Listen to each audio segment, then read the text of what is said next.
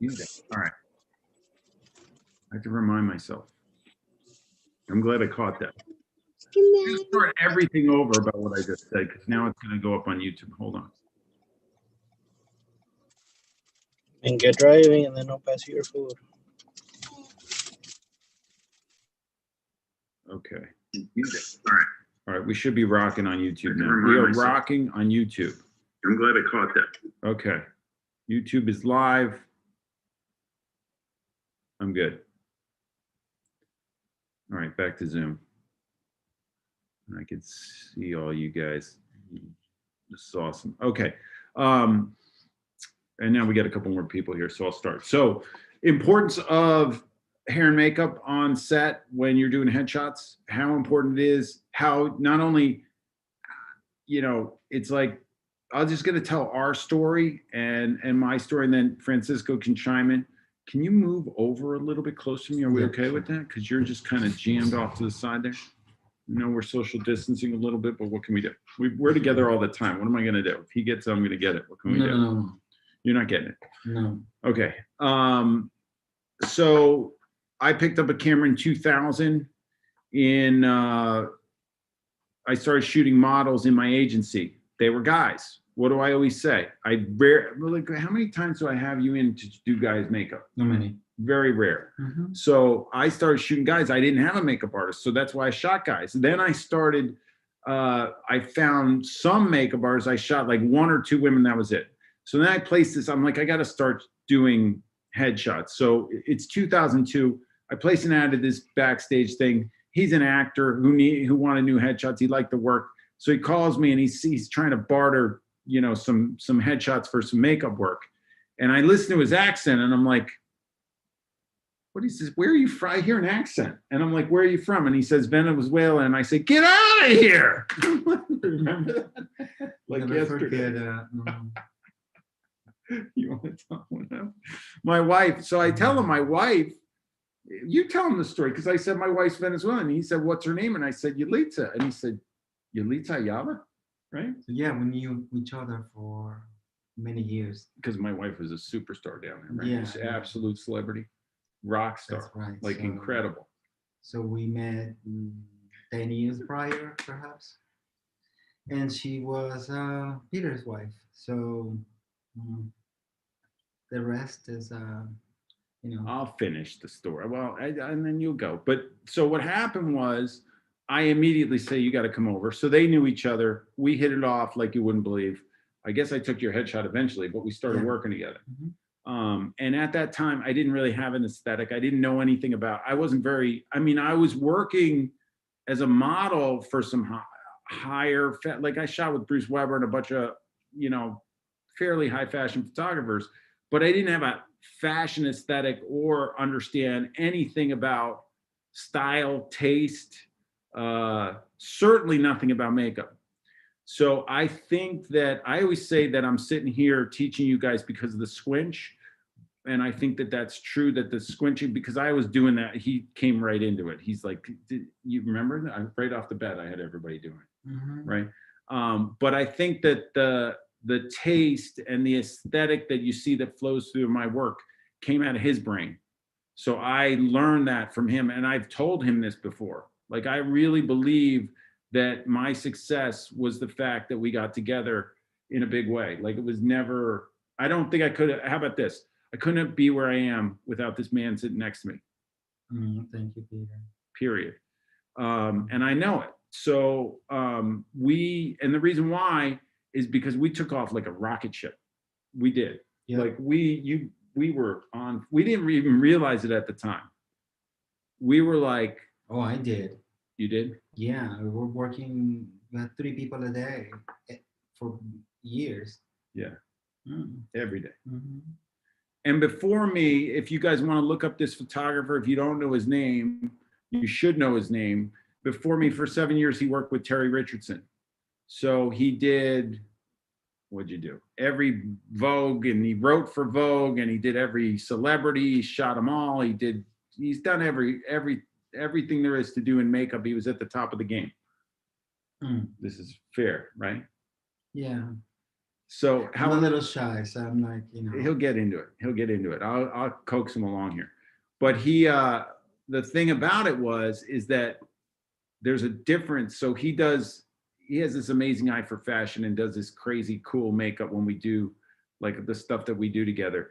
But this is the problem that I had, and him and I will be first to admit it, that it's been a rocky road. We love, it's like we love each other, but it's like anything in relationships. We go, like, I broke up with him for like 3 years, probably. Was it 3 years? Was it that long? Might have been. Wow. I mean, it was at least 2. We broke up between 2002 and now. We broke up twice. The first time was for like a year, maybe. Remember, Connie brought us back together? The crazy one. Do we have to talk about this? And then we broke up like for 3 years or so. Anyway, the reason why I bring it up is this. When we work together, there's no talking.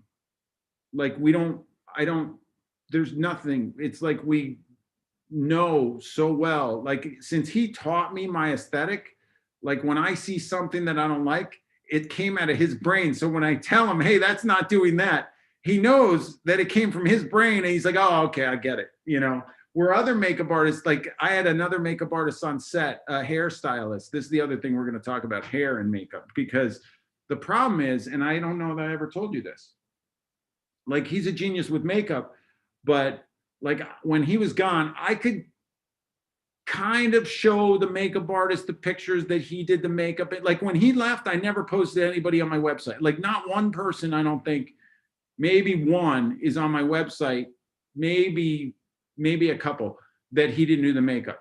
But when he left, I just stopped posting on my website altogether because it was so inferior. But it wasn't only the makeup, it was the hair. So I could tell a makeup artist, so in headshot land, which is where we live, we have to do both hair. We need one person, both hair and makeup. Unless your client has the money to get a hairstylist and a makeup artist, you got to have somebody that's got skills in both, and they got to be as good in both. And the problem is that I could tell makeup artists what I want. They still couldn't do exactly what I wanted. But he taught me so well that I could say, this is what I want, try it this way. And I could get kind of close. But with hair, I couldn't do anything. Like I couldn't tell them anything. And he's very specific about what he does with hair. And what he does with hair across the whole shoot is crazy. So now you've got this variety in hair. The reason why I like flyaways and messiness in the hair is because of his aesthetic. That's where it came from. So you guys know. So I'd get a makeup artist. They'd have to do both. I could get by potentially with, the makeup. Like it would still suck compared to his, but I would get by with it. The hair, I'd be like, I can't even shoot this hair. And I don't know how to tell them to fix the hair. So I didn't know what to do. You did teach me some stuff with hair that I do on my own, that because I watch you. And when I don't have somebody that can do the hair, I futz with it the best I can. But for example, we had somebody in last week that had a hairstylist and a makeup artist here. And it was like, I was like a fish out of water, because when we work together, there's really not much to say. Like we both know what we want. He knows my timing. He knows when I'm done. He's very into getting the shot and getting variety, and then it's a build. So when I find the positioning and the face and everything right, and I get it right there, then we got to do. Then he's like, all right, stay there, and then he's got to go get a jacket. He runs and gets a jacket. He's styling as well. So you got to understand that he's not only a hair and makeup artist, he's also styling. I should probably shut up. You got lucky. No, shut up. You say the right things. Again, I'm just very shy, so we're very different that way. But the relationship between a photographer and a makeup artist is one that I really love, because it's creative, but you also, when you get to know someone that well, you can produce some really good work and make some solid money as well, because you as a team, and it's stronger than if you're by yourself. You have someone, that pair of eyes, that is looking after you for everything else that you have a lot to do, the camera, all the technical aspect. Peter getting clients, he did everything. I just came in when everything was ready, and add what I know, and thinking, of the client, of what the photographs were for. Because I'm an actor, but I've also been in fashion and I've been in theater, and so my background is vast in terms of experiences in the arts.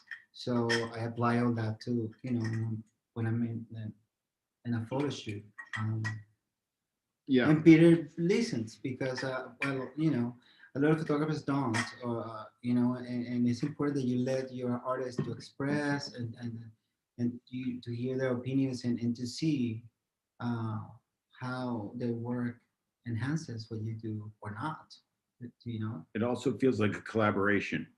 So you're working together. The one thing when we did, I probably shouldn't bring up any negativity, Let's see. but I'll bring this up. So the one thing is that he says all the time to me, and he tells the client, and I feel the same way, is that the makeup's like pasta. Like you got to eat it the minute that it comes out. Like that, if it's going to be al dente or whatever, it's got to come right out. And if the person's sitting around and I'm not shooting, that's a problem. So when social media came into play, because we had blinders on, we were working like mad people, and there was no social media.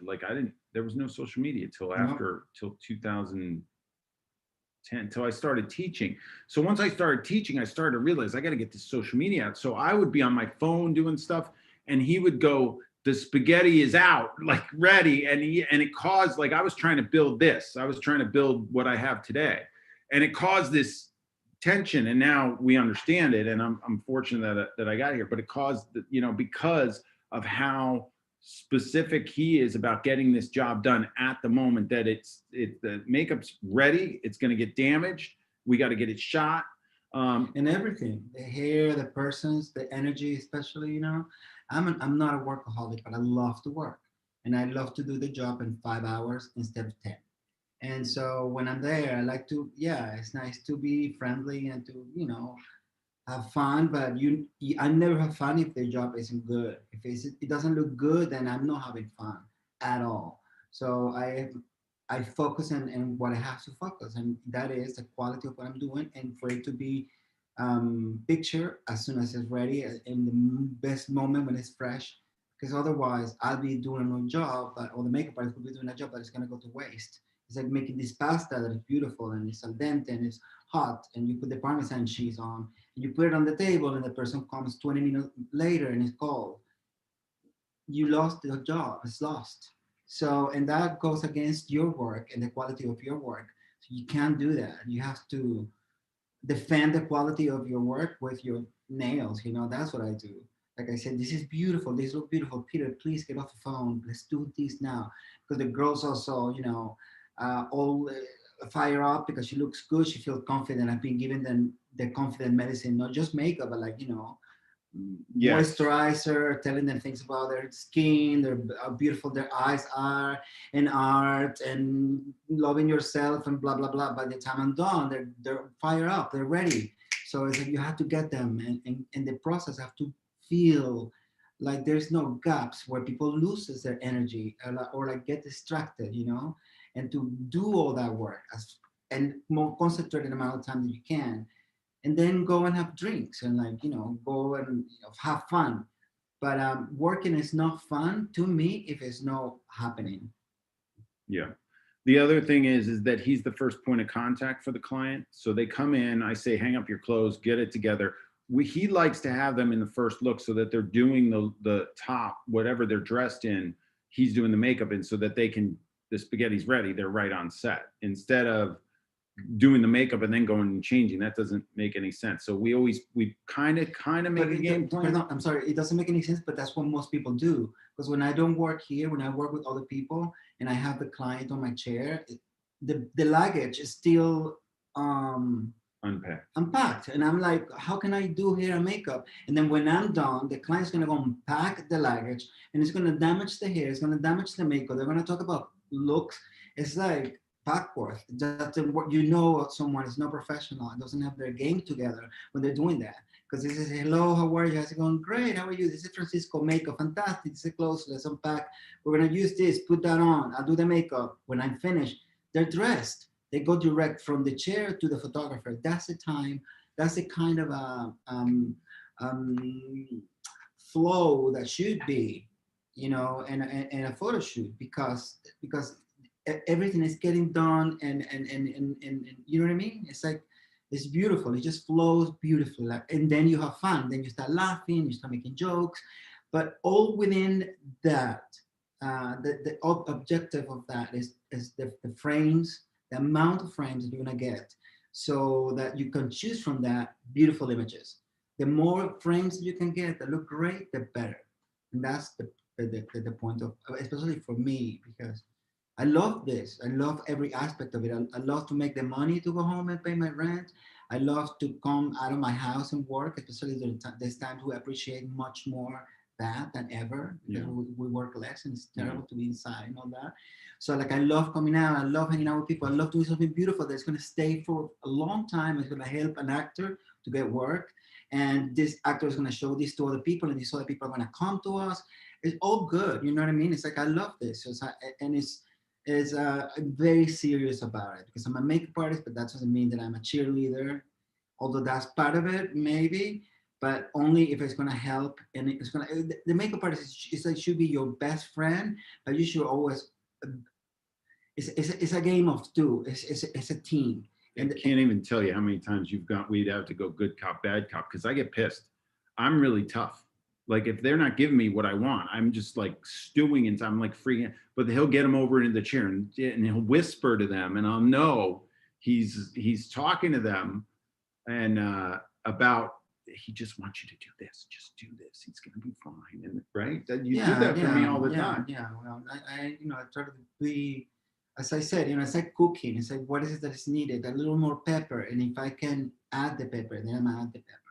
And a little bit more salt. It's like, you have to always see what is it that is needed. Maybe we'll help a client to come out, and by the end of the shoot, that's what happened. A lot of people are all out, and take the best pictures in the last, you know, hour.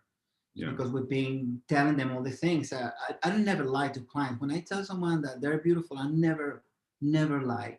It's never like, oh, I'm gonna say, people go, oh, you say this to everybody, and I'm like, yeah, I do, but I have to. This is what I have to connect with. I have to connect. That's my responsibility, with the beauty of everyone that I do the makeup for. And I've worked with supermodels, but I work with every kind of people, and I see always something beautiful. And yeah, so I'm in. I'm always, I don't know how, this is a bless, because it would be really hard to be in. It's harder to deal with people when their energy and their personality is wrong, or they rub you in the wrong way. That's more difficult. But never about the way that people look. It can be a burn victim. It could be someone with a lot of pimples. It could be someone that have plucked the hell out of their brows, and it's a lot of work. I always approach it with compassion and with like, let's do the best we can, and I connect with the beauty that is there. And that helps them, that helps me, because I don't get stuck, and I'm supporting them. I'm telling them, I believe that's there, I see the beauty, and I help them to see it, and it always works. I mean, you know, for the most part. Sometimes it doesn't. Like, if you took the intensive, I tell a story about when it didn't work, but Yeah, but when it didn't work, a lot of times, you know, sometimes I'm not at my best. Okay. Sometimes I just really like, the client is very insecure, and I get very tired, because you have to be this like person cheering, and at one point, you know, you can go like, oh God, I give up, and I can say something that might be, you know. And we both turn off. Like, then when that happens, we both turn off, and then I'm just pressing the button. The minute that we get bossed around, like we're artists, right? So somebody comes in here and tells him how to do his job, or me how to do mine, we just shut off and press the button. Let's get the money and get this person out of here. And that's just not what we want to do. That's rare, but we have to do it. Sometimes we just have to get them out of here. Yeah. We had this one, I got to tell this story. Everybody should learn from that. That happens to us as well. Yeah. You know, like we have to not to be controlling, like to have the spirit of collaboration and openness. Because so you come to some place, you choose people to work with, and you go to their office or to their studio to work with them, and then you're going to tell them what to do. It's like, no, you pick me because you like my work. Now let us do what we do, so that we can give you that. But if you're going to control what we do, it's not going to longer be what we do. It's going to be what you want us to do. Exactly. And that's the worst place to be, because you're wasting your money. Because I go, okay, I do whatever you want me to do. It's going to be mediocre, but hey, I want to go home. I want to walk my dog. Exactly. You know? Yeah. It's like they want to paint our canvas for us. I mean, I'm the artist. I should be painting the canvas. You want to put the paint on? All right, I'm just going to press a button. That's it. So you got to nip that in the butt if that happens. The other thing that a story that popped in my brain as we were talking, this woman walks in and she walked in. I mean, she wasn't even out of the front. She walked in and started going immediately, oh my gosh, I'm so worried about shooting, and I had such a terrible experience with the makeup last time, and I'm freaking out, and I'm blah blah blah blah blah blah blah blah blah blah blah. And I was like, oh my gosh, I was like, I'm getting hit with all this negativity from the get-go. I was like, Francisco, come here. And I tell this story all the time because he said it so perfectly. He goes, I think I had seen her shot, or we had showed him what and he said to her, and immediately diffused the situation. He said, look, last time it was like you were at McDonald's, but now Nobu is this restaurant that Robert De Niro owns. It's pretty hot in town. At the time, it was like the hottest restaurant. He's like, now you're at Nobu. You have to act like you're at Nobu. You remember that? Yeah, I guess I was 10 years younger and not very nice. Yeah, well, she got in the chair, and a half hour later, I said, are you at Nobu? She goes, oh my God, this is amazing. And the whole, everything was different, but it was vomiting this negativity at me right from the get-go, and he thwarted it right there. So, you know, the other thing is personality. Like I had makeup artists in here that were okay with makeup when he wasn't with me, but I couldn't stand that. I didn't want them talking to my client. I'm all about energy now. Like I even with the, you know, he went through my period of the Hurleyisms where all I would say is a bunch of shit to them, and he keep rolling his eyes the whole shoot. I don't do that as much anymore. Did you notice? No, but you know, sometimes like you talk. Well, once Peter was doing my headshot, and he told me that I reminded him of Edgar Allan Poe, and I know who Edgar Allan Poe was very well. And I started laughing, but I was so uptight, and it worked. Like it made me laugh, you know. So it's like in me that I've been in this. I mean, like I know the tricks, and yet it had an effect on me because I was so uptight. I wasn't even breathing. And then he said that, and I deflated. I was like, I laughed. So yeah, you know, I can be so serious. I can take myself so seriously, and a lot of times clients come, and clients are like kids. Not only clients, like, you know, like the person in front of the camera, a lot of times they come and they have all this like nervous energy. And so what I see, when I encounter that, I never give them candy. It's like giving candy to kids. I try to diffuse it. I try to, like, if it's too much drama, I calm down, you know, to like calm down my energy. I try to breathe. It's a process, you know, because I don't engage in their drama, because then it takes over, and then it's no longer about taking the picture, but about listening to their divorce or the reason why they have people in their face. I really don't care, you know. So it's like for me, and I've done this for so long that I know the things that work. It's like a psychology behind it, you know. It's rare when I don't know what's going on. It's rare because I've heard the stories over and over and over again, and we're just human beings, you know, like we all have.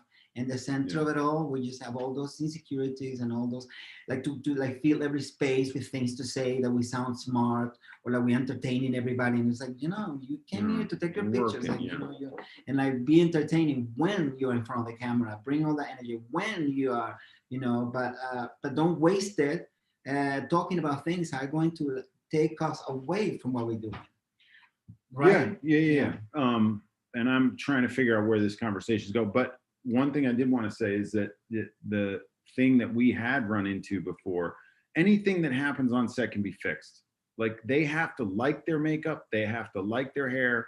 You know, we always, everything we say to them prior to the shoot is said for a reason. I always say you have to come hair ready, like you're going to present yourself, and then the hairstylist is going to amp it up. Unless they say, well, is there any way I can pay him extra for a blowout? Then he's going to do the whole thing, but which is fine. But otherwise, I say, look, you just can't roll out of bed and roll in here and expect us to know what your hair looks like on a daily basis. So he's going to make it look amazing, but we have a baseline to start from. And if they don't approve the makeup and leave, we've had this happen before, and I've done this mistake way too many times. I always shoot and tethered. I'm always showing shots, but sometimes we have clients in where I shoot and I don't and I've had the client, it's a returning client or something, and I'm just shooting. I'm not TNTing. And I'm like, all right, I'll just go through them afterwards and post them. And I did that. And then they didn't like the hair, the whole shoot, because they never saw it. So you have to show them everything. You have to get approval, verbal approval of it, what it is. Yeah. Or what happens a lot, and this guy, please listen to this, because this is something you're going to experience. And the day that you experience it, you think of me. This is the story. The client comes, the shoot happens, they say they like everything, right? And then they go home. And when they go home, they see their eyes, they see their insecurities, they see that they didn't perform, they didn't do as good as they wish they would have done. And then they think, oh, maybe I should do it again. If I have the chance to do it again, I'll do better. So they go, oh, I don't like the hair. Because they know that the photographer is going to say, like, what am I going to do about that? So it's like a reshoot situation. Some people do that so that they can so they can get a reshoot. Yeah, a reshoot. And it's like no, you performed terribly. The hair looks good. The hair is not the problem in the shoot. It's you that you feel now that you don't like your shot. So you have to be careful with that, and that's why Peter and I, and what Peter said, like, we don't know where the conversation is going. It's about the relationship between the photographer, so that we know what's going on, even when we don't even talk about it. So that we can back up each other, not only to cover up each other, but to like know what to do to like make the job work. Yeah. So it's like, if something is missing over, Peter knows exactly what's happening. So Peter can come in and say, no, I really like the hair, or I really think we should go with a ponytail like that, because some people, for instance, this is just an example, I like ponytails in the back, and so women like the ponytail on the top. And so the ponytail in the top in the photograph, because of the format of the photograph, looks like a palm tree or something.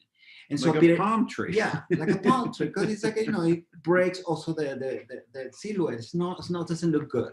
So Peter comes in and he say no. He give them the explanation. So it's like we back up each other in that sense. It's like, you know what I mean. So and when we see the ponytail in the back by the neck, it's only on one side, right? Yeah, so that you can see the length of it, and like, and then it comes around. All these things that we have that came up from working together for so long together. I guess we got to eventually. So guys, if you have shots that you love, that you want Francisco to look at, to talk about the makeup, there is a post that's pinned at the top of the headshot forum, like the discussion thread. Just post a shot in there, and we're going to get to those in a little bit. We're going to dig those up and talk about what's in there from a makeup perspective. Do they get to talk at all? They can talk. Yeah, we don't hold them back if they want to talk. Okay. They're just letting us do our thing right now. I mean, if we will take questions too at some point, but I want to talk about each area of the face and the look that we're trying to create. So, and I think we're going to start with the area that's the biggest contention for me right now, and globally, and he's been known to be the best at this in the world at this, and it's always the place he starts. He doesn't touch anything until he works on their brows, and right now brows are going haywire, and we're having a lot of people, like, it looks like there's magic marker in there. It's like a hot dog brow. It's like you're like a brow fanatic.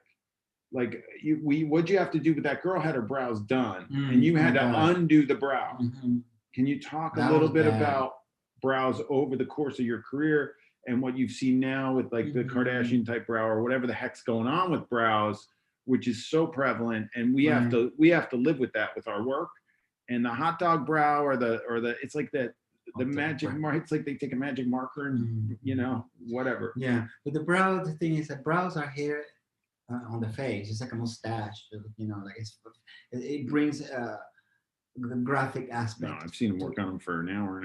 How long? What's the longest you ever worked on brows? It depends on the cases, but an hour sometimes. Yeah, because people abuse their brows. The brows, the more natural they are, the better. I mean, some people most people, more girls, especially guys, don't ever pluck the brow. Well, no, that's not true. A lot of guys do, and that looks strange as well. I mean, I'm not big on that, but I'm also don't want to be judgmental. If people like their brows plucked, that's fine. But I prefer the natural, and I always have. And we know about by my mother in like the 60s and the 50s how women pluck their brows so much and how they came to regret. And we hear that all the time. And in photography, brows are important because they're like next to the eyes. They frame the eyes, and they bring the graphic aspect to the face. And so put it with the lashes and like but the most graphic. And so whenever they have problems, whenever they look too strong or too uneven, that's gonna be the balance of the face is gonna be off. And that's where the cleanness comes from that as well. So a photo, an image, cleanness is important. You know, that you see it and that your eyes don't react to something that looks off, and that's what happened most of the time with brows. And so a lot of people to overcome that have to paint them a lot, and that shows and it's harsh in my opinion. But that's a lot of what happening with Instagram and that aesthetic that is gonna go away. It's gonna and it's not what happens in American Vogue or and it's not seen as something tasteful and beautiful in the right world of fashion and beauty. But it is something that is happening. It's popular in Instagram and places like that. But when we have a client that comes for photography, it's a different story. So we have to then again coach them and tell them that aesthetics or that way that they did their brows is not gonna read well in photograph. Uh, so that case of that girl, she had tattoo eyebrows, and when I saw her without makeup, she had like a brown mustache in each side of her eye, and I freaked because I didn't know what I was going to do. They were so strong and overpowering the whole face. So what I did, I had to erase them with light makeup, and then uh, over that, add a soft sepia color, and they suddenly looked beautiful. Like I was so relieved, but because I saw him when she walked because in. I I was know like, that eyebrows can really just break the photograph complete. The photo can destroy an image, a beauty image or a portrait. and he's talking about the Sahara who was just in here, who I went on Instagram Live with, and I reposted on my Instagram. So if you didn't see that yet, it's got like 15,000 views or something. That little Wow. video. Yeah, brows I are talked to super Diana. important. She's going to come in. And Oh, we're going to nice. shoot Diana. So we're going to Nice, take nice. Miss Universe and shoot her live. So you're going to see him in action, and we're going to do it between now and the new year. And it may not fall on Crashin the Crew. I got to decide because Christmas Eve and New Year's Eve and everything, it's not going to, probably won't pan out, but we'll figure it out. We'll figure out, and if I do announce the time for that, it will be recorded. And it might be just during the day one of these days, but we'll figure that out. But to see him in action with Diana, who we have a very good rapport with. I photographed her. How many times have we photographed her now? Wow, she's wonderful. Yeah. She's from Venezuela as well. Yeah. Wow. So moving on from Brett, and I might bring up Sahara's shots to once we go into shots and show you a little bit of what he did. I don't have the raw files on this computer, so we can't zoom way into it, but they're on Photoproof Pro, so I could show you there. I think they're on Photoproof Pro. They should. Anyway, we'll take a look.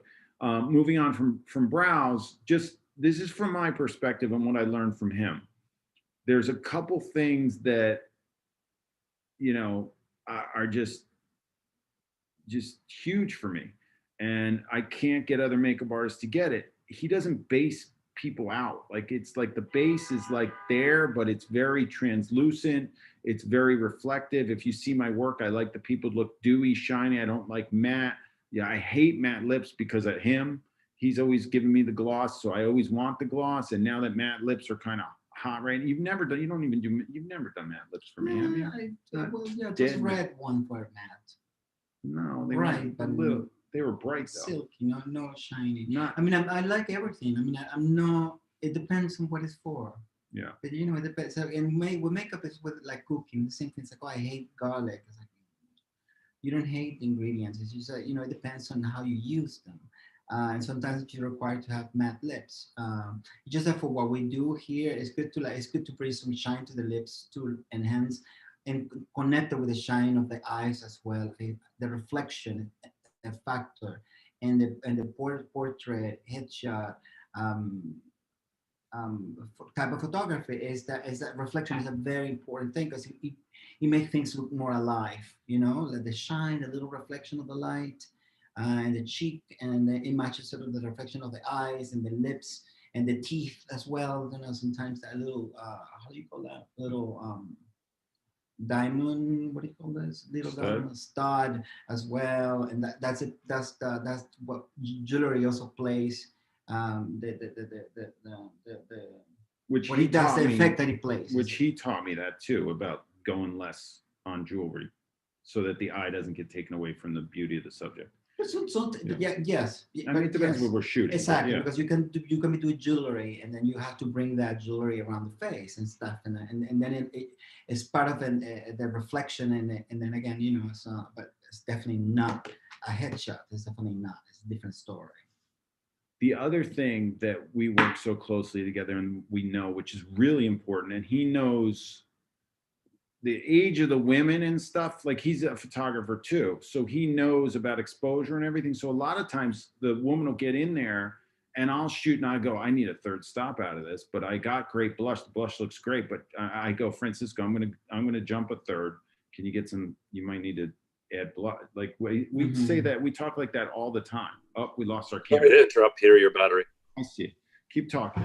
Yeah, like for instance, when I finish a girl, she always goes on set and be a photograph, like do a few frames, and I check it out and I see just to adjust and see if there's anything new that I can add, or I need a little bit more, especially the blush, the color.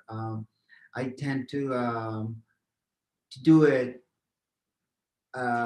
as it looks good to my eye while I'm doing the makeup. But once the client is in front of the light, I have to increase it. I have to increase the blush because the blush just doesn't show as hard as strong once it's in front of the light, the flex light. Flex lights, how do you call them? Flex kit, yeah. Flex kits, yeah. So you have to enhance the blush, but in person it looks like super red and exaggerated, and in the screen look perfect and soft, you know. So that's the kind of thing, that's the kind of adjustments that you have to do once you see the image on the screen. That's why it's important to like photograph before you make any decision to change anything. You have to look and judge it on the screen. The same with the hair. Like I asked Peter, can you please give me a frame just to see how the silhouette of the head is looking, how the shoulders looking, how the neck, the collar looking. This is an area of contention, but I learned to deal with it. Like, not deal with it. I learned that it really is something that he needs. So I have to blow a frame for him no matter what. Yeah, but it's And not I- film. It's I digital. understand that, but I was like, I see that it, like, the hair's like this over, it's like going, like, it's crazy. And he's like, I can't see it. Can you take a picture? I'm like, okay. Because that's the right everything that should be judged, but the way it appeared on the screen. Because a lot of times, you know, that Mhm. people are wearing something that is hideous and in person and it's ridiculous, and then you photograph and it boom, amazing, and the opposite happens as well all the time. So and clients, especially I don't want to say especially women, but like, yeah, I think it happens more with women. Not only, but mostly they rearrange their hair because they feel if the hair is too together, it's not as sexy. So in real life, people tend to do things to the hair, but when you do that in front of the camera, the hair And lines they in can't see places, themselves. So they you, can't see themselves, but they do have the feeling. They have the feeling that they're sexy because they're touching the hair. They think the hair is moving, but the hair is moving in ridiculous ways. It's not photographical. It's not photogenic. is that a word? Photographical? We'll use it. I like it. It's in a song, photographical. I think it is. Okay, I like it. Yeah. We'll I use it heard for it in a something. song. But anyways, if it's not, Right. I just invented it, coined it. And so the point is because I wanted to make a point that it's a job of a hairdresser.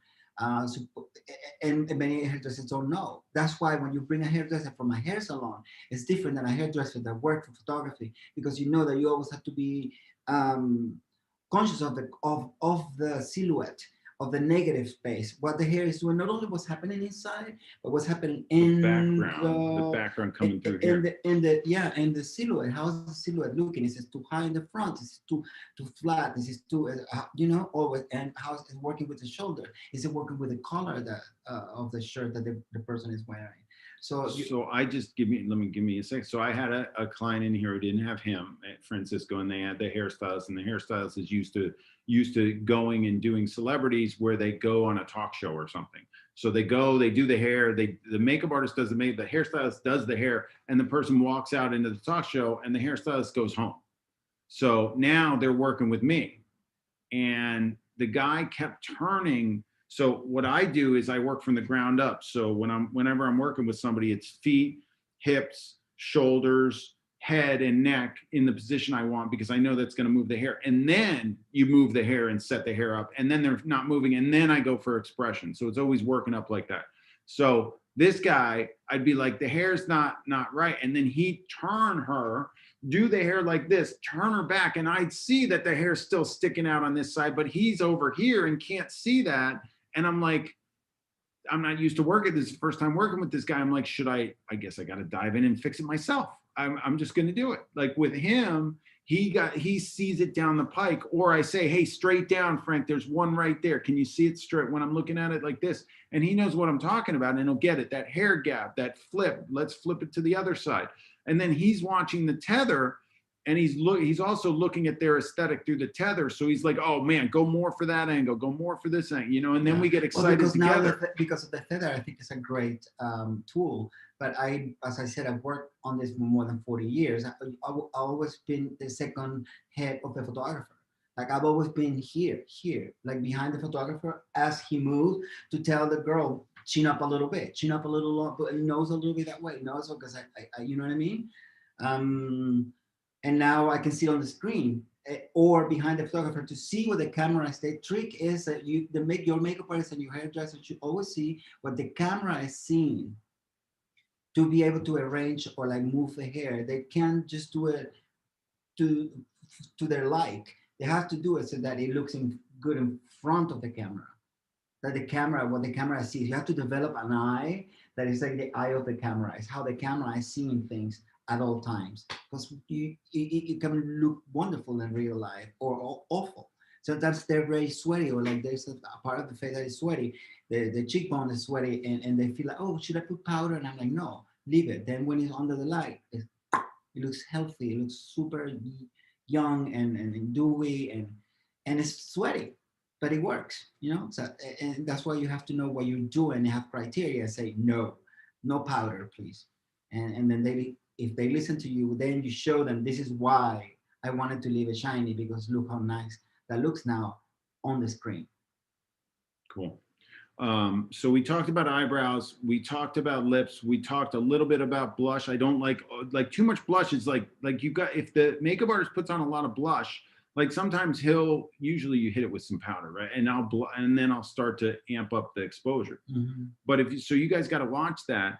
The other problem that we have, and usually he tells me that we're going to get it in post, if the makeup artist isn't, a lot of times we had, remember we went to the Shiseido pink base to get away from the yellow. Mm-hmm. A lot of base makeup is too orange or yellow, like that guy that's got too much makeup on that we all know about. But so it comes across in our stuff. But so he's trying to match their real skin tone based on ethnicity and everything like that. But he's not going down to the neck. So I'll shoot and I'll be like, the neck color's just a little bit off, and we've got to hit that in post. All right. So we say that, we tell that to it's minor, but when it's too obvious, I extend the color.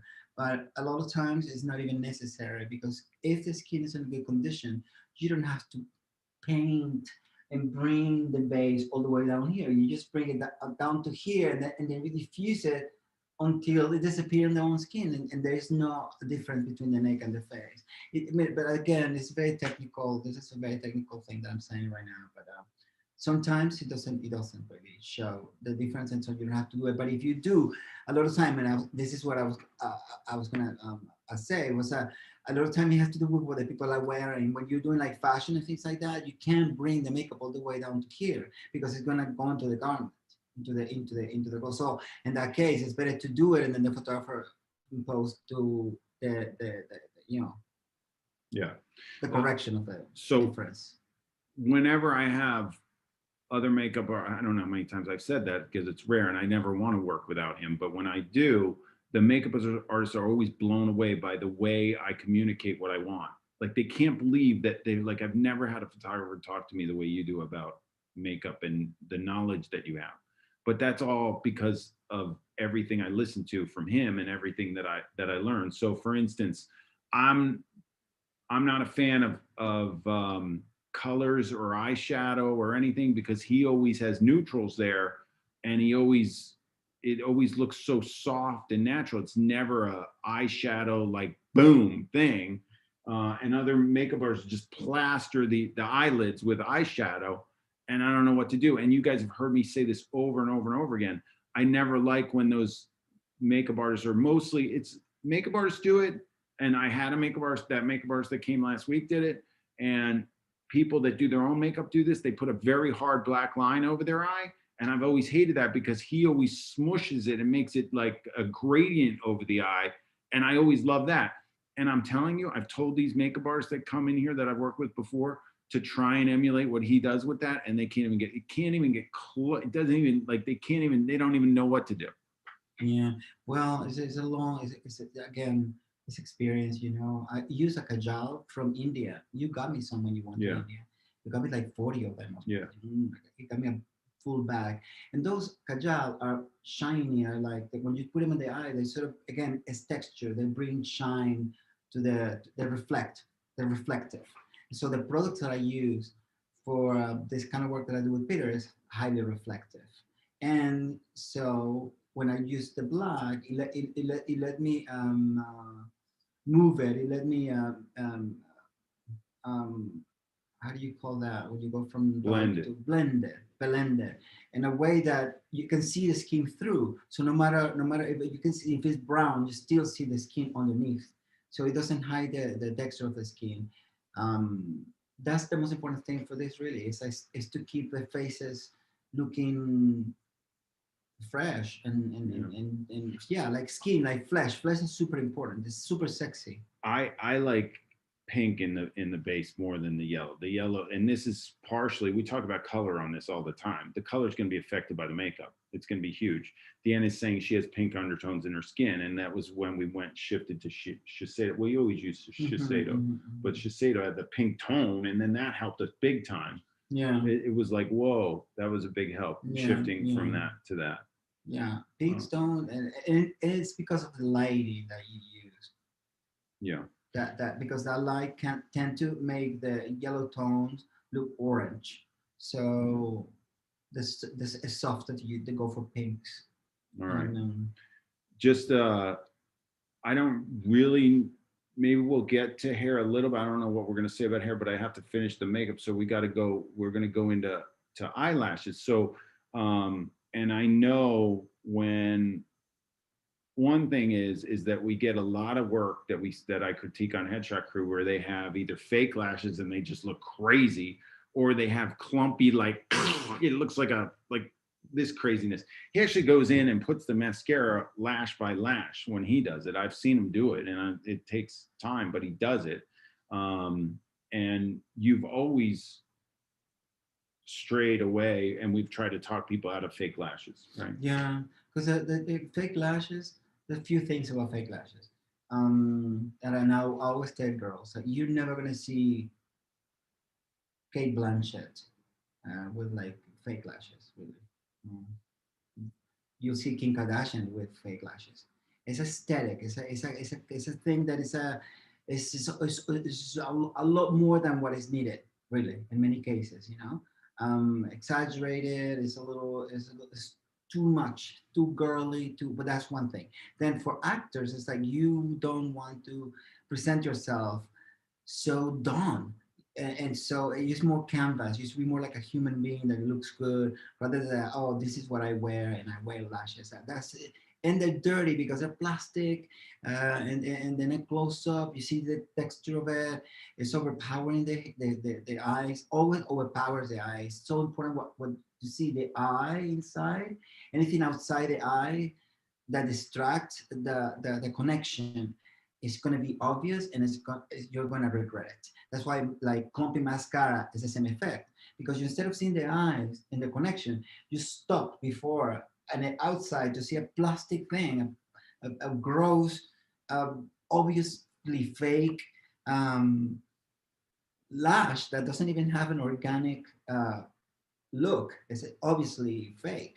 Um, is it good? It depends on what you do it for. It depends on what you want. It depends on who you are. I think Kim Kardashian and all those girls look great with it. And Instagram, again, is a culture of makeup that is overdone, and that's what it is. And it's like a mask, really, of like layers and layers and layers of things where you don't recognize the person any longer. And that's something that is in fashion, and a lot of people like it. And it's good, but for what it is.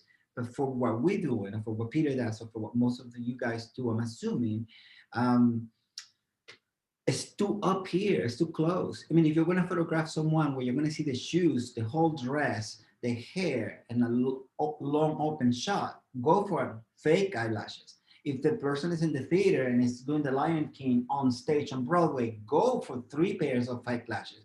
But if the person is in front of your camera in an 85 millimeter lens, and you're looking at it with this white lights that are unforgivable, you're going to see the plastic in there. You're going to see the texture. You're going to see that it's just crowded.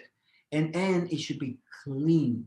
It should be pure. It should look fresh. Nothing that is crowded, nothing that is exaggerated is going to be good. It's really not going to be good. Not for this work. Not for this type of work anyway. All right, cool. All right, let's go. And what we'll do is I'll check and see if you guys put any shots in the discussion thread, and we'll look at some of that in there. If there is anything, I didn't see anything that I noticed before. Is there stuff? Does anybody know? And or we could just bring up some of my work and discuss what he did and what his process was. But let's see. I threw 2 in there. You did? Oh, I good. did. Okay, let's see. All right. But we'd also love to see some of the examples that you're talking about as far as work that you guys have done as far as some of those things. Yeah, I'll just bring up my website maybe, and we'll go from there. Okay, here we go. Kim's got stuff. All right, we could talk about this. All right, let's do a screen share. Let's discuss. Let's just see what's going on. Okay. All right, so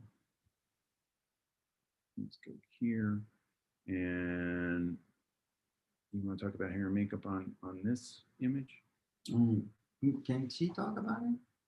You want her to talk about it? Yeah. Kim, Yeah, I did not do it. I have a makeup artist. your makeup artist did this. Yep, I don't know if you look at my face, I am not great with makeup. We can't see your face. Well, in general, you all have seen it before. Okay. So I'm not real girly into all this stuff. But I have one makeup artist. She was a client of mine. As I was shooting her, she told me that she used to work for MAC. She now works for P&G. So I've just started using her. She's sweet as can be. I think she does a good job, but again, I don't know what I'm looking for, or I have no idea. I've tried other makeup artists and they were extremely heavy-handed. So I don't require my clients to use my makeup artist, but when they ask, this is who I the same use. makeup artist? Yes. Is it the same person? No. Same makeup artist, different person. Yeah. She does not do hair. She wrangles hair, but she does not Really fix tough. hair. I actually did the top lady's hair myself with hairspray. Okay. Well, if I see it, I'm not horrified by it by any means. I think it's it's clean. I think that the colors, the palettes are right. I feel that maybe the base is a little on the heavy side because it's it raises the skin texture. I'm just really, when it comes to like criticize someone's work, I just never wanna, you know, I'm not harsh, and I know, or never want to say, "Oh, this looks like shit." That's just not me. But I feel that maybe you guys can develop this. Like you can look at it and you can tell this makeup artist, "Okay, listen, why don't we try working with the girls, especially people that have like really good skin, be minimum with the makeup." Like just cover the, and then you have to develop a language because you said, I don't know, I'm not never wear makeup, I'm not girly and all that type of things. I'm not girly either, and I don't wear makeup, that's for sure. But I know about I've makeup. shot you wearing makeup. Well, but you know what I mean. Every like, year on Halloween, he's like amazing. I wear the Halloween, yeah. But what I'm trying to say with this, seriously, is that yeah, like yeah, you just have to learn about it. That's it. Like you don't, it has to be you yourself wearing the makeup, but yeah, watch tutorials on YouTube. They're really good. They're fantastic. All the British makeup artists are amazing. Lisa Eldridge. Lisa Eldridge. Learn this name, everyone. Lisa Eldridge. And she does makeup step by step, and so you can share that with your makeup artist as well, because it's a very classy, clean, feminine type of makeup that photograph really, really well. So that's what you have to do. You have to develop a language. You have to develop a taste, because you can't ask people to do something if you don't have the technical language to explain what is it that you mean. You can't say, oh, can you do more or can you do less? That's This not is very how long we've been together. That's not very lower. Peter, take that out of that. Man. Thank you. Well, I was trying to All find right, the. all I right. was trying to find your makeup when you're in Halloween. Oh, that Oh, was not that that. I one, keep no. shooting them naked because Yeah. that was another time. Hold on, let's see what No, this. no, Here it is. Here it that's is. Look at not- this. oh, okay. Look at this. Mhm. He did this to himself. All right. So that doesn't help in any way. Like you have to that exactly that language. Like Peter, that's why Peter, because you can ask like maybe let's do something really soft around the eyes, and let's don't use mascara because mascara is very. There he is. There you are. Yeah. What is that guy? That's sweet. Oh my And goodness, fleshy, that's if you ask me. disgusting. Look at this. You think this guy could do makeup? Oh my gosh. All right, So that what is your name again? Kim. I'm Kim. Kim. Yeah, it's that. It's if you learn, you're gonna be able to communicate with your makeup artist better. And like that, which is for instance, it's about symbolism as well. Like lashes are very girly. Sometimes you want, sometimes you do the portrait of a writer who is a very sort of serious lady that is not a, like a fox, and she's more serious, whatever. And maybe lashes. Look at is, that. wow. Peter, When was you've been this? distracted. When did we do this? See that? Sorry, I'm finding old stuff. Peter. So, Look at this. This is like one of the Oh. first headshots. This is when I hit you with Edgar Allan Poe. well, I love that photo.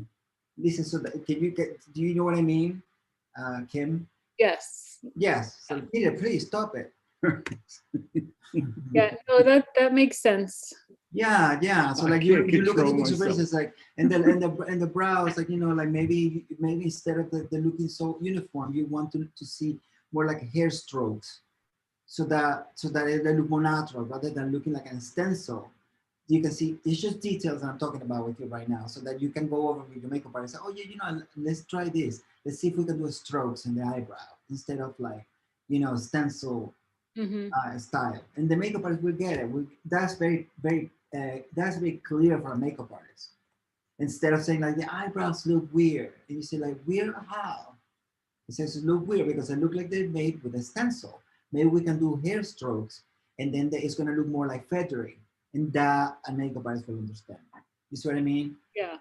Yes. So that's that, to develop a language and a taste. So you all guys have to see old fashioned magazines, all the images of makeup that you like, so that you can show your people like this is what I mean by that. This is what I mean by, you know what I mean? So I'm just gonna show them where we started with her Mhm. and then where we went.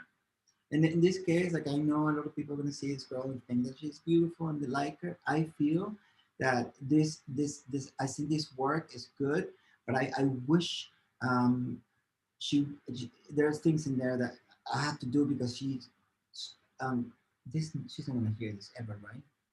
No, this is Okay, I think she's injected her lips and did some changes that are very dramatic for me. as a, but anyway, so I contended with that. I had to deal with that to make it, to soften, because it was a little. But you did this brow, so. There we go. I mean, that's crazy compared to what it looked like when she walked Yeah, because in. they were chocolate Red. brown. And I had to cover them with skin tone and then painted them again over with some sepia. She looked beautiful. I mean, this is the thing, the lips were enormous. And then you did this. Yeah. Because Yeah. they're injected. And I'm not into that aesthetic. So I really like natural, What's going pure. on? Where'd they go? Oh my gosh. Stop doing that. Where'd she go? Okay, here it is. You can't zoom into this. Is there a way to minimize lips that have been injected? I did with her, yes. It's a really good question. What I did first, I went around the lips with concealer, and I made all the outline disappear. I made the line softer because the line was very like it's Injected, yeah. injected. It's like a Yeah. substance inside.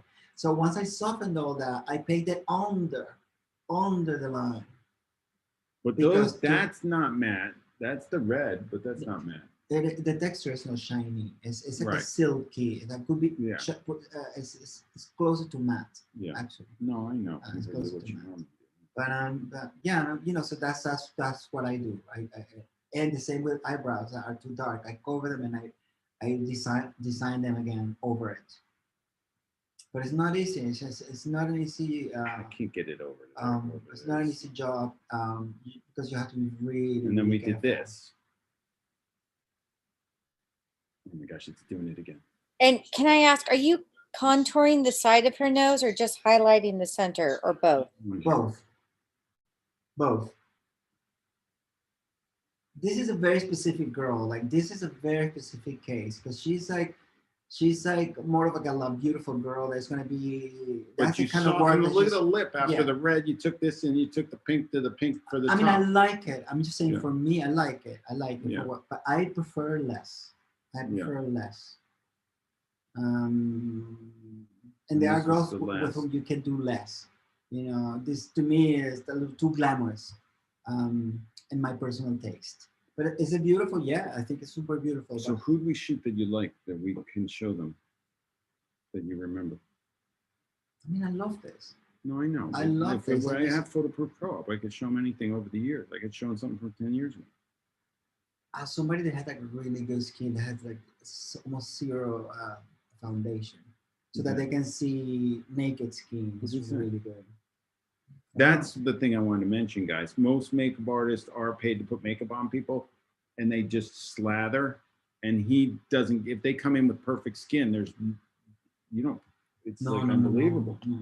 It's like fish. If you have good fish, you just like broil it and like with salt and yeah, that's it.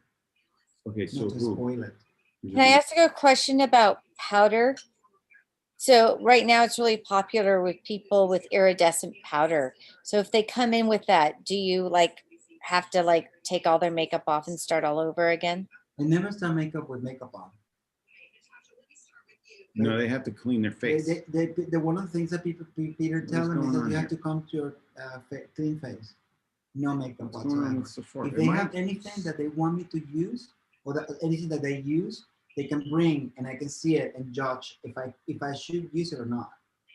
Because again, if you're doing headshots for someone who's gonna act, you can't really use that kind of product. You can't really use that kind of thing. Now you're doing a portrait, a headshot for someone who is, I don't know, real estate agent, perhaps, or I don't know, a celebrity. But an actor is different. You have to make them look like human beings, clean and healthy. Do you know the difference? You know what I mean? Yeah. Yeah. All right, so Like I love this stuff. Like I love this stuff for this girl, but I didn't do that. you did this. You did Elena. You did this. Yeah, this is pretty naked. The skin is pretty naked in there, for instance. This is Kieran Giovanni. I don't know if you guys can see between the texture, how the skin reacts to light. it's a lot more real looking. Remember this? This girl, Mhm. this is one of my favorite shots that I've ever taken. I love it because it's sneaky. I like the mouth. I like everything. And she took it back to the agent, and the agent said, "We don't like anything from the shoot." And I said, "Tell your agent I never want to work with them again." And I did. And that was it. And we never worked with that's them super again because beautiful. I of mean, her. check the eyelashes and check the eyelid and the tone of the lips and how everything is so just lovely. The lips texture, that nothing is competing, everything is adding to the shining of the eyes. This is what's her name from 30 Rock. I follow her on 30 Rock. Hey, Francisco, since you just mentioned eyelashes, Is it Veronica? hi, yes, it is.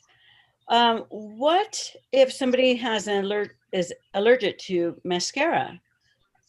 No, and I don't want to, I'm speaking of me personally.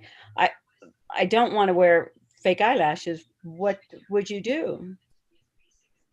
If I someone, mean, if someone what? is allergic to mascara, there are always mascaras that are made for so people that are allergic to mascaras. And if the person is allergic to mascara, I would ask the person, oh, so is there any mascara that you have ever used that is good for you? Usually they say, yes, I do. I have this Clinique, whatever, or Lancome that is good for me. So you ask them to bring their own mascara. I'm older in age now, and I've just started to become allergic. My eyes water when I wear mascara. So I don't know of a product that I can use. So let's say if you were coming here and I was to do your makeup for a headshot and you have that problem and there is no mascara that you brought yourself that is good for you and I can't use my mascara. So what I would do is I would use a crayon that is either brown or black, and I would do it in your waterline, in your inner waterline, in the how do you call this, Peter, here? In the water, The eyelid, the lid. no, bottom of The inner eyelid. the inner eyelid, Yeah. Yes. the waterline. Inside Okay. of the lid, underneath where the Right. eyelash is attached. Yeah. Exactly, because we're not going to have the definition, because that's what lashes do. Lashes bring definition to the eye. Right. Since we're not going to have lashes, so I what I'll do is I make the client look down, I lift the eyelid, and then I paint with a crayon and the underneath inside and a little bit on the outside, and I smoke it a little bit with my finger, so you give an effect of a smoky and definition that will not fake, but will uh, Enhance. enhance. No, enhance is a good word, but it's not. What we're trying to do is it's gonna be. It's good. We're gonna use this instead of lashes. So it's going to replace the effect of the lashes. Okay. That would be my solution. Like Okay. if I had you in my and then you'll see your eyes, and your eye will have definition in the top, right? But Right. it would not have you tearing through the session because you're allergic. Right. That's What the about solution. also curling, giving a little curl to the eyelashes, just to, because mine tend That's just a to go beautiful thing. forward. I do that too. In fact, I do that a lot of time because, again, I was saying before, everything in makeup is like symbology as well. Like the lines that are the shape that you give to the lips will make someone look either sweet or super sexy or mean. You know, Okay. if you think, and I'm sure you remember Marlene Dietrich. Yeah. Marlene Yeah. Dietrich, her lips were so symmetric, the lines were so harsh, and lines, like very straight lines, almost like triangles, not rounded, like Betty Boop, you know what I mean? Yeah. It also is a language. So, and that's why I see when I see a client, oh, this is a super, super sexy, foxy woman, or, oh, this is a sweet little girl, so that's that's part of what understanding the subject, is. And so you, because I don't want to get away from what you just your question. Your question was about the Eyelashes and mascara and allergic. yes, and the curling lashes. So sometimes when you do someone and you just curl the lashes, you open up the eyes. Because Peter does that, Okay. and that's what it's for. Lashes tend to go a little low before they go up. Right. They go a little down and then they go up. If you use a curler, what you're doing is you opening up that space that goes down, you lifting it. And when you lift that, more lights coming to the eyes, correct? Yeah, and when he's not with me, I think it broke and I got to get another one. But I have guys come in and their eyelashes are covering their eyes.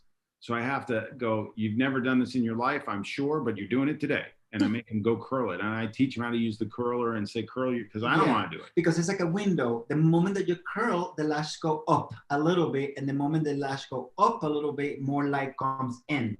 So that's your question, because I don't want to lose your question. So your problem is mascara. So there we go with the crayon and the smush of the smoky, and curling the eyelashes will have a beautiful effect, and we don't have to use the mascara.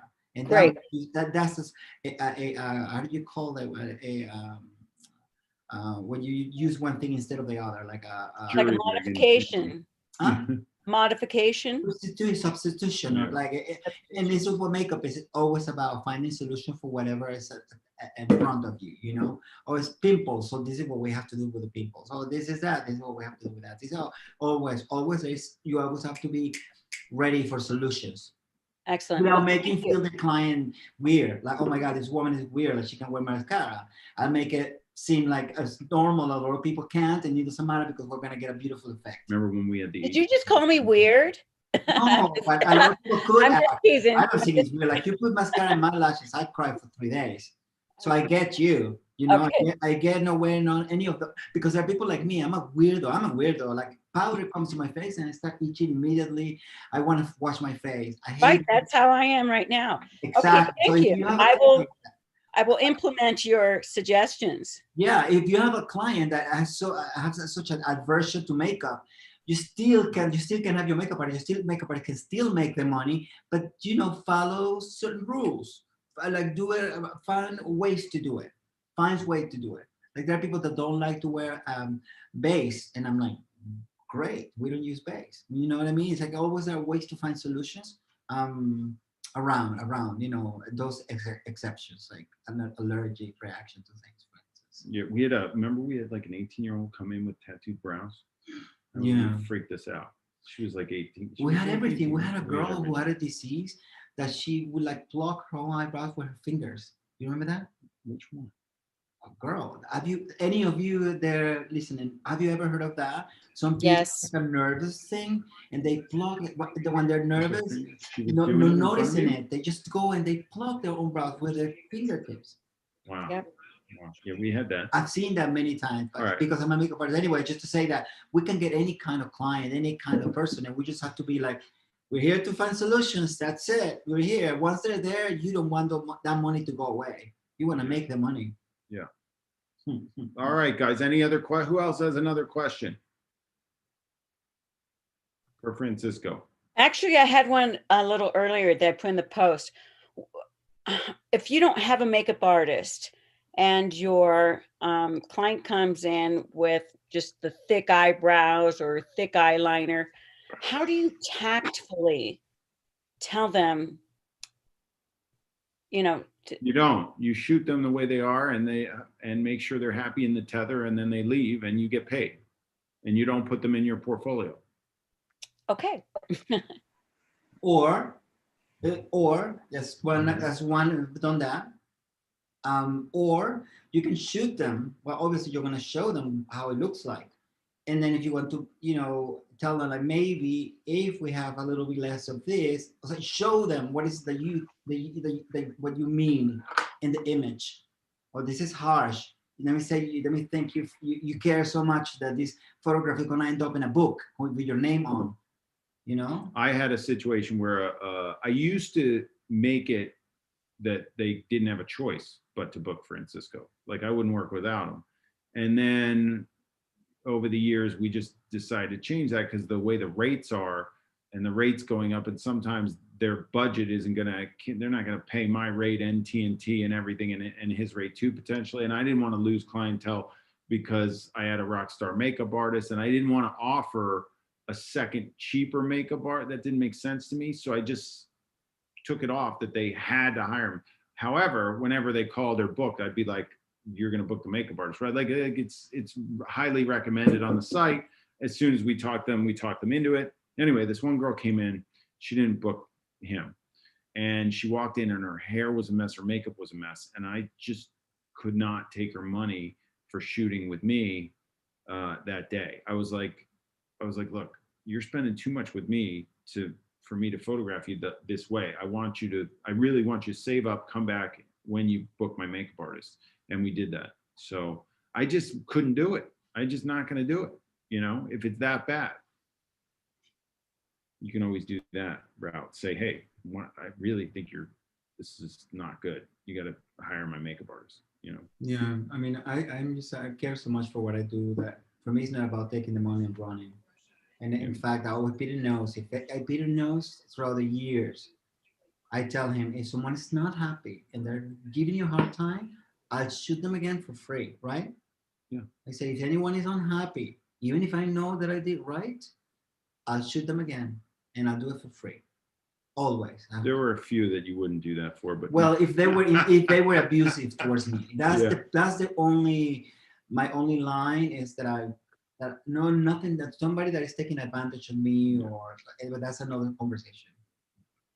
All right, guys, it's been an hour and 18 minutes. Anybody got other questions or should we wrap it up?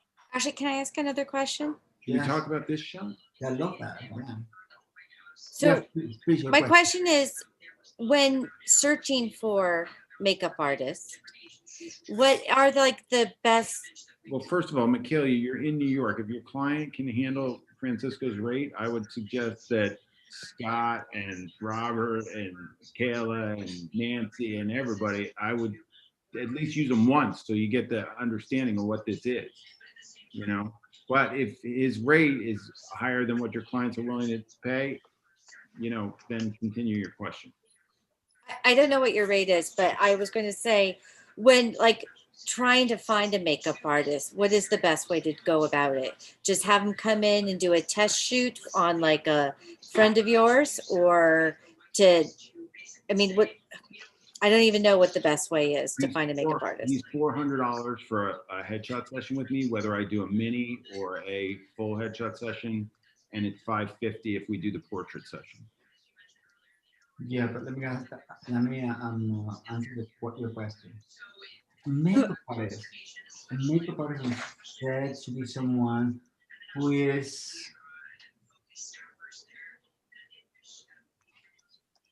someone is not going to break the energy. It's not going to take the attention of the shoot. Personality is so important.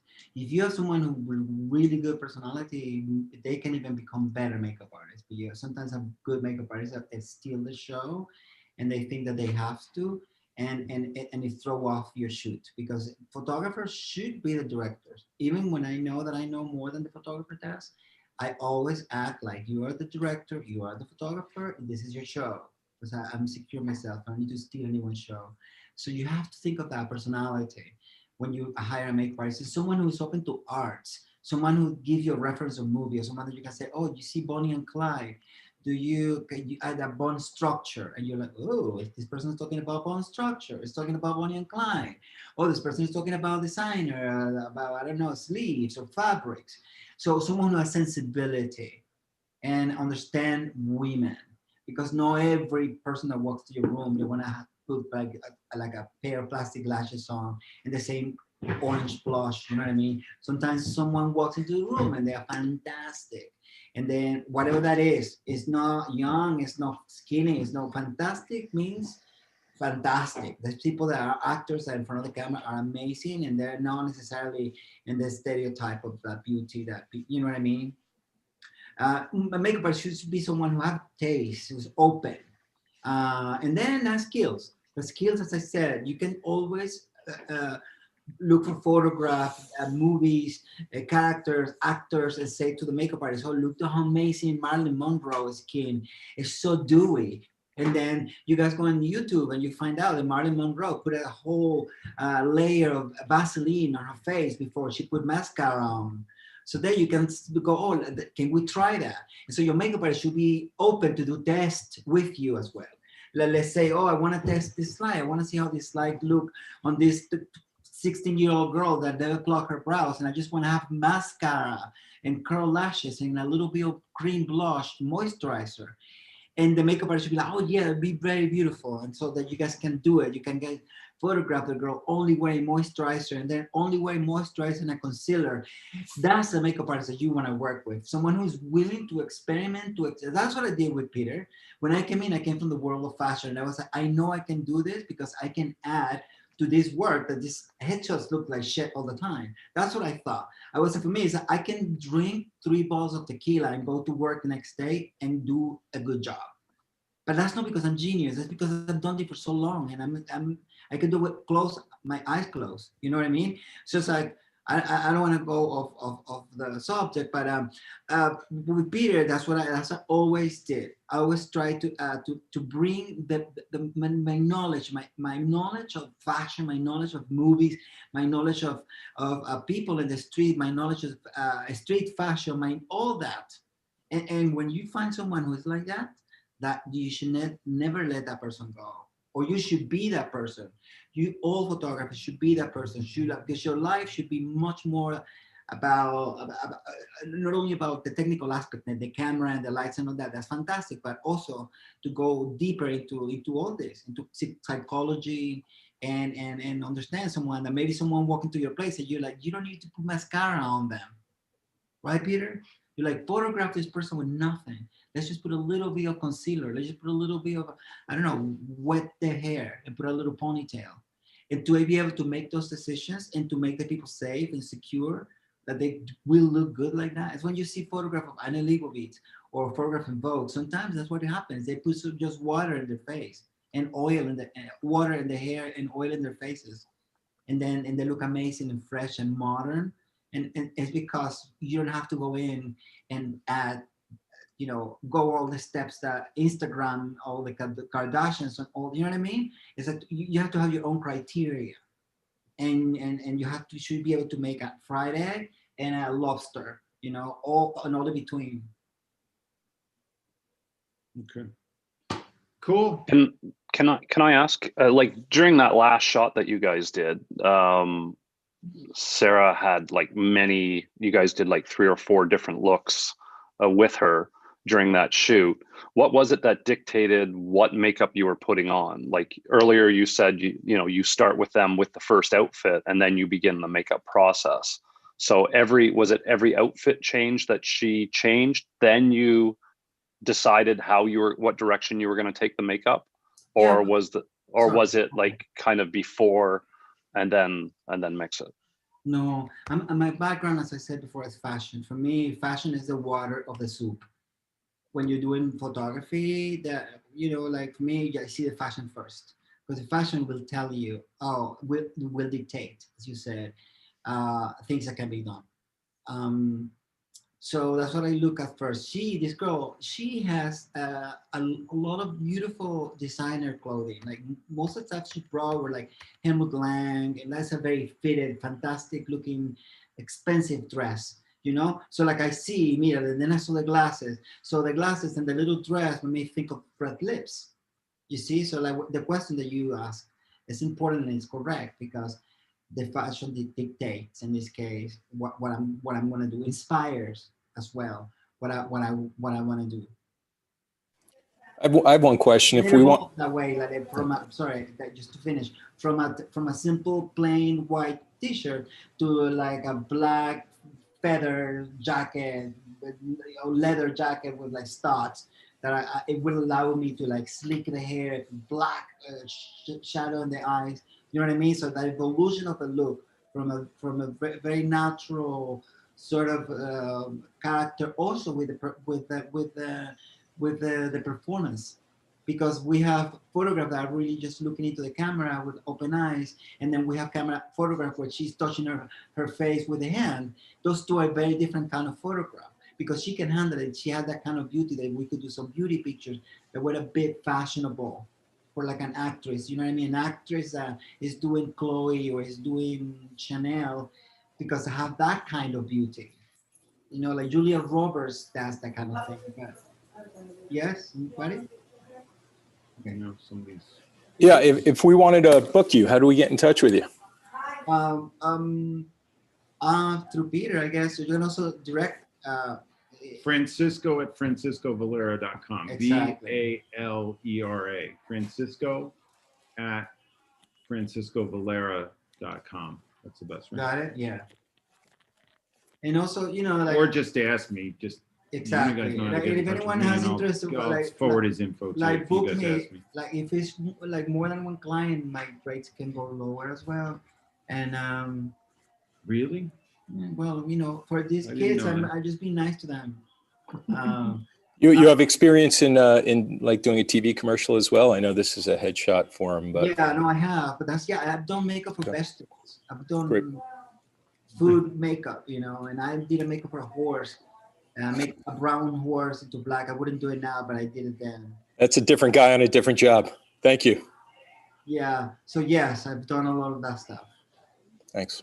Yeah, and dead people too at one point. But that's what I'm saying. When you get your makeup artist, it's better when you hire someone who's experienced a lot of different things.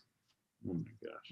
Because it's like, and when you're an artist yourself, At not a only funeral home in Venezuela? yeah, I did that. Oh my god.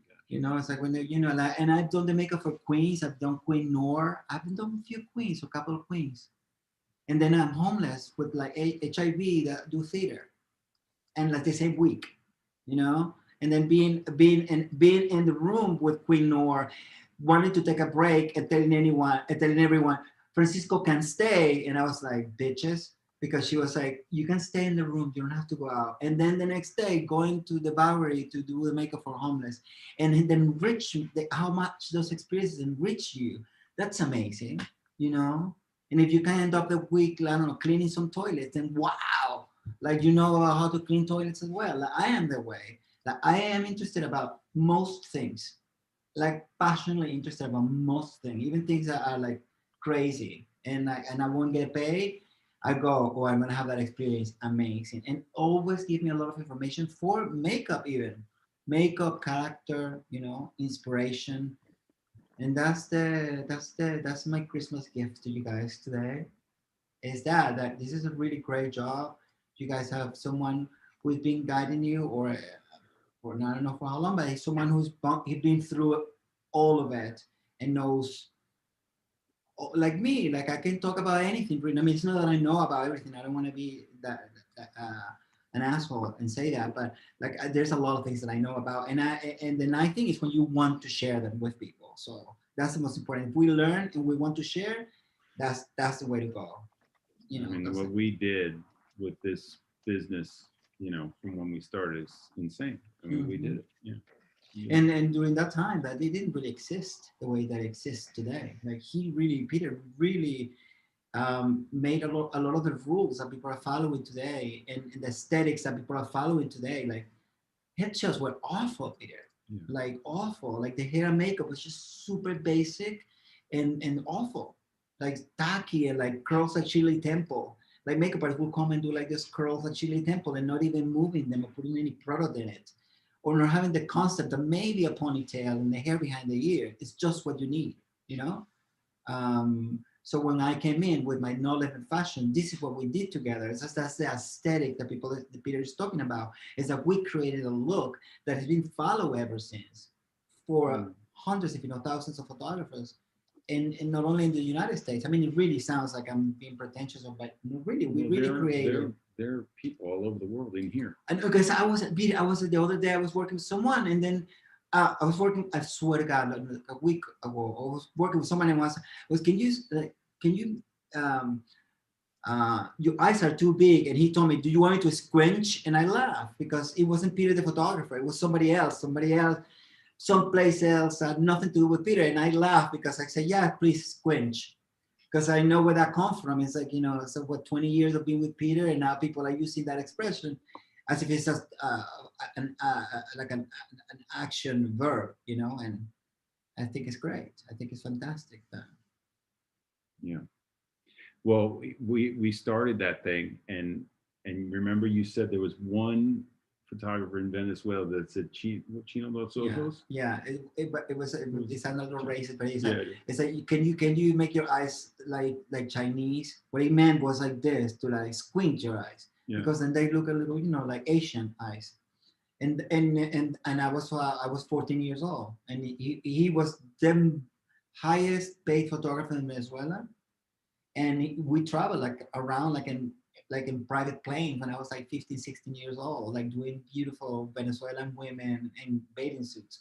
And that was his direction. His only direction was squinch, but no the word squinch, but like, Yeah. so when I met Peter, I was like, right, because if you have nothing, the moment you squinch, you look like you got everything in your pocket. And it's like, people that are like dead, they squinch and they look like Brooke Shields. And then, it's like a thing. But anyway, that's the thing. Try to get a person and develop a relationship with them, that they care about you, that they care about people. There's more about the people and the work than the money, and then the money will come.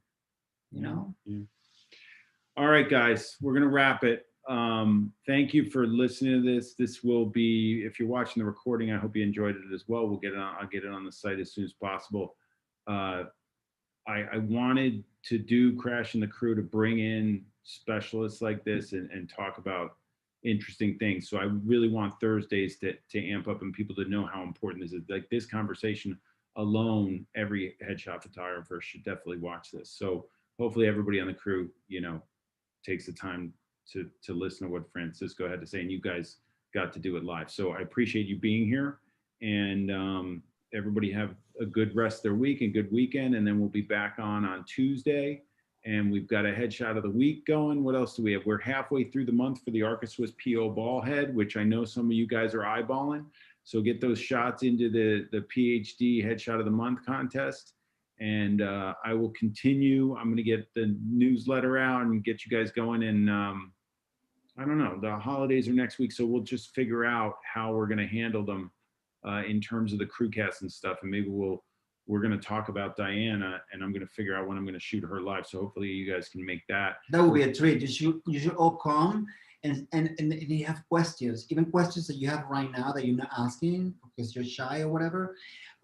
Or questions that you'll come up with in the next few days about makeup, and you can always, I have to lay it on her that we're going to film her. I didn't say that. I just said we were going to shoot her. So I have to she's going to be fine with it, right? Yeah, well, she's like an Instagram. She's all about. She's got 1 million numbers followers and on things. Instagram. She'll be, she was on The Apprentice. She's Miss Universe. She'll be fine.